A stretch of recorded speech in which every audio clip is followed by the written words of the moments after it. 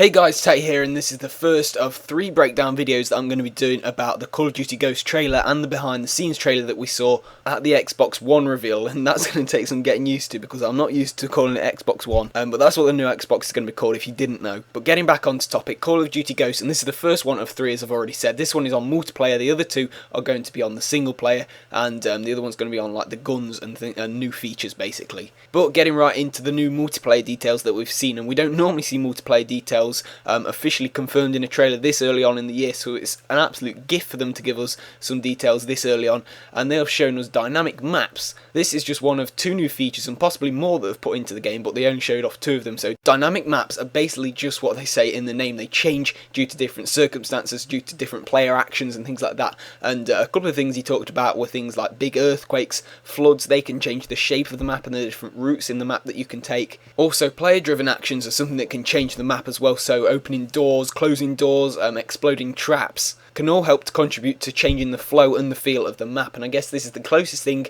that people are going to get to destructible environments that are in Battlefield. And some people wanted them to be in Call of Duty. A lot of people didn't really expect them to be in Call of Duty, and this is some kind of like middle ground in between the 2. So the whole thing isn't destructible and changeable, but some of it is, and it's still gonna. It's kind of like a more rigid version of destructible environments and destructible things to interact with. So it still keeps that kind of like rigidity of the map, so people aren't going to be able to take advantage of it basically, but it does mean that you're going to be able to tactically close off routes or make routes more appealing to the opposition, so you can you know where they're going to be going basically, and I think it's a pretty cool introduction into the multiplayer feature. So now moving on to the second big multiplayer thing that was revealed in this trailer, and that is character customization. Now this is something that I guess we've been able to do to some degree in the past, especially in Black Ops 1, being able to change the colour of the face paint on the character, but that's basically it. It's very limited. But in Call of Duty Ghosts they've massively increased the character customization to the point where you can basically create your own character. You can change the body shape, size of the character, you can also change the head of the character and every single piece of gear that he's wearing, the helmets,